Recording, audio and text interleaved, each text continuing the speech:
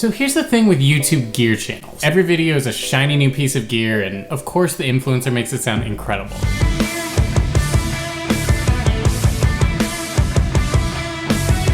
And you get the feeling, this is the piece I'm missing. And then you watch another video about another piece of gear.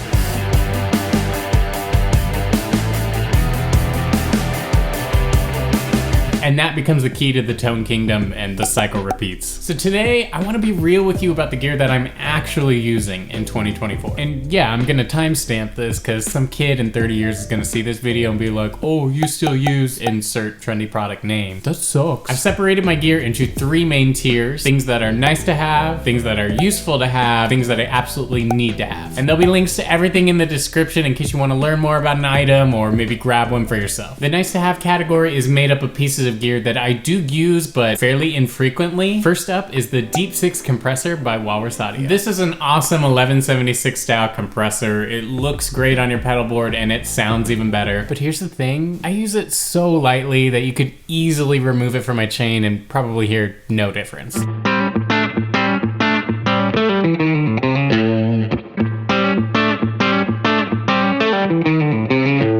Next up is the RJM Mastermind PBC. Functionally, this thing is a work of art. It has incredible flexibility, it's highly customizable, and the accompanying software is pretty fantastic. Back when I used my pedal board as my main rig for home and tour, this thing was an absolute necessity. It allowed me to get the most out of my pedals. I even used it to launch tracks for a little bit. If you haven't given in to the complete digital revolution and you're looking for a way to maximize your pedal board, the RJM Mastermind is an awesome tool. My final piece of gear in this category is this glass Dunlop slide.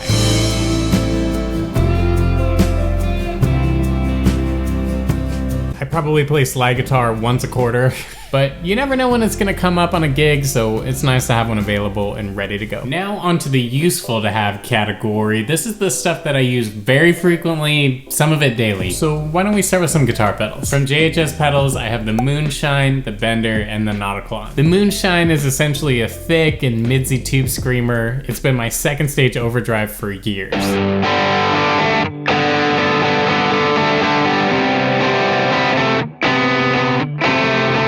The Bender fuzz is a ton of fun. You can get anything from retro Zeppelin fuzz tones to modern fuzz tones.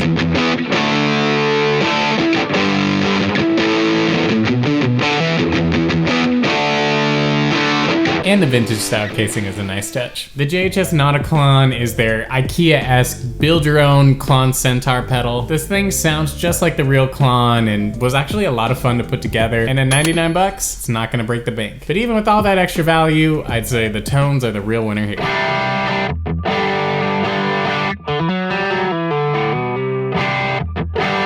By Strymon, I do have the Holy Trinity, the Strifecta, the Strymon Bridge, whatever else the internet is calling it nowadays. The Strymon Zone. The Mobius, Timeline, and Big Sky are incredible pedals for mod, delay, and reverb. They live on my board, which doesn't get a ton of use, but I do whip them out from time to time just because there is something to the Strymon sound.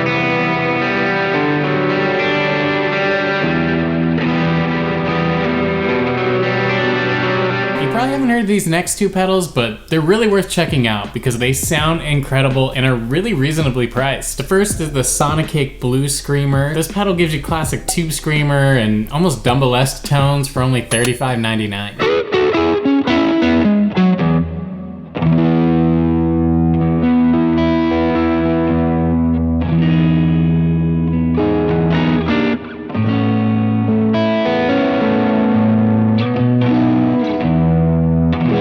And the Sonicake Shark, which gives you Marshall Stack style crunch tones for only $35.99.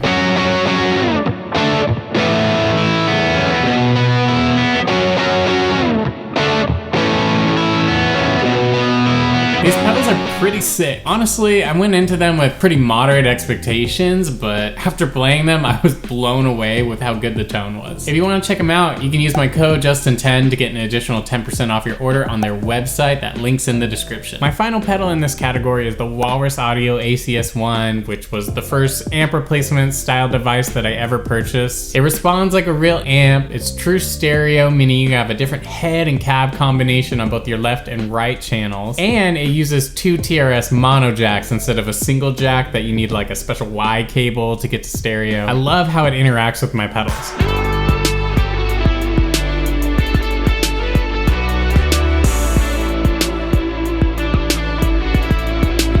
if you're looking for a good amp and a pedal format, then I highly recommend the ACS1. It's definitely my favorite of the amp pedals I've tried. I just wanted to take a quick gear break here to remind you to like the video if you're enjoying it and subscribe to the channel if you haven't done so yet already. On any given week, I have about 40,000 unique viewers on this channel and about 10,000 returning viewers, which is pretty awesome considering I only have about 6,000 subs. But still, since there are so many of you tuning into the videos regularly, it would be a huge help to the channel if you just press that subscribe button, especially if you're in that category of 10,000 or so viewers who do come back to watch multiple videos. Ultimately, the bigger we grow this thing, the more time I can dedicate to making videos for you. And now, back to gear. Since I do utilize a hybrid setup at home, I have 2 amp heads in this category. My MX-11 VS15 head is pretty sweet. It's very reminiscent of an AC style amp.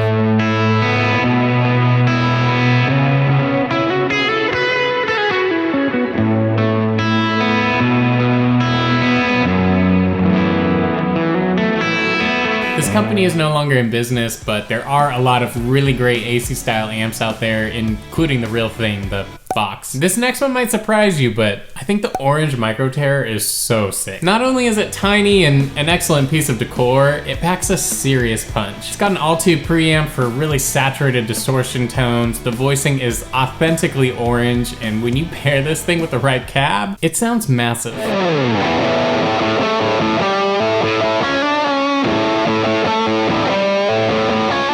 I actually use it all the time for some big distorted guitar sounds, because sometimes it's nice to get all your gain from just the amp instead of having to throw pedals in front of an amp. The orange Micro Terror is relatively inexpensive too. It also comes in a pedal form and a dark terror version if that's more your vibe. I've never been much of a guitar collector, but I do have 5 in my rotation, and I would put 2 of them in the useful category. First would be my Gretsch White Falcon center block double cutaway guitar. Because it's a center block model, it's not quite as thick as other hollow body Gretsches. The guitar sounds great, it plays great, and it's probably the most commented on guitar that I've ever purchased. Next up would be my Fender Stratocaster Standard. It's a Mexican made model, so price wise it wasn't too bad. It sounds good and feels good. I'm just not much of a Strat guy, so I don't find myself playing this very much outside of just practicing at home. I know I'm in the minority on that. Tonally, it's a vibe and it's a quintessential electric guitar sound. My final member of this category is my G7 Capo. This is definitely the nicest capo I've ever owned, and you feel it in the build quality. You know, some capos tend to knock your guitar out of tune because of the tension. This one doesn't do that at all. If I have one gripe about it, it's really user error. Sometimes I don't clamp it down just tight enough to get all the strings, so I get like a little bit of buzz, but once again, that's my own fault. We finally made it to the need to have category. This is the gear that I use on a daily basis that I just couldn't live without. First up, as you probably guessed, is the Neural DSP Quad Cortex.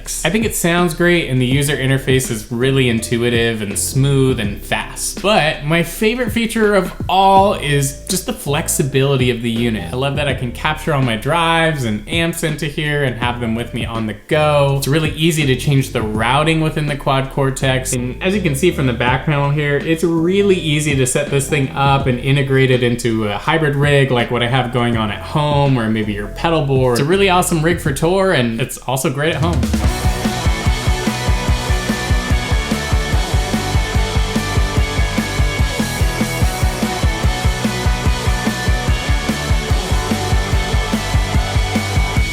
This SKV hard case for your Quad Cortex is pretty great. It's really compact, but there is some space internally, so you could store an expression pedal, cables, power supply, whatever it may be. Next up is my 2-Notes Torpedo Captor. It's a reactive load box, an attenuator, a speaker sim, and an amp DI all in one. I know what you might be thinking. Why do I want to spend 280 bucks on a box that lets me use my amp quietly? That's not really the point. Yeah, that's what I thought too, and then I got a load box and realized I was completely wrong. Using this load box has completely changed how I play and record guitar at home. This allows me to integrate my actual amp into my Quad Cortex setup seamlessly. It also gives me the ability to have cranked amp tones with complete volume control. And I spend so much money on my amps, it's nice to be able to use them again.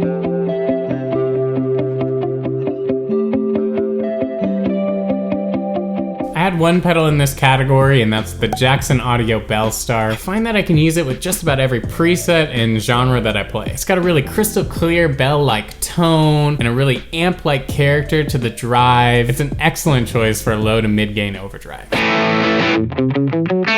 Now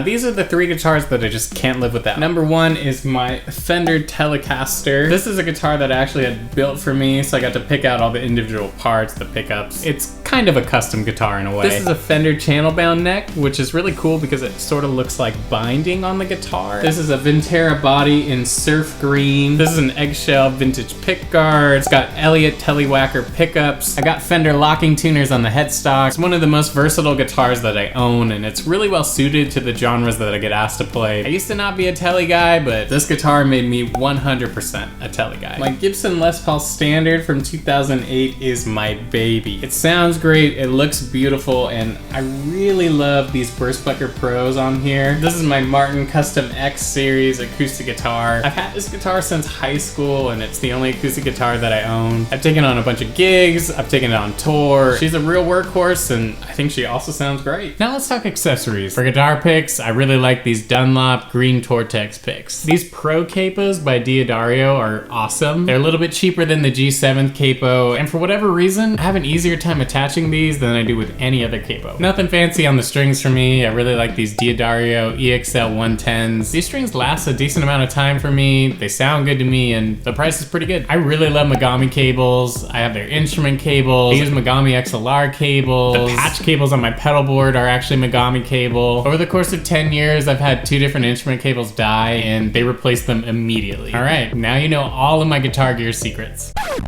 But in all seriousness, now you have an accurate look at the tools that I'm really using to do my job. You can learn more about the gear here on this channel and through the links in the description. Be sure to like the video before you head out, subscribe to the channel if you're new, and I'll catch you next time.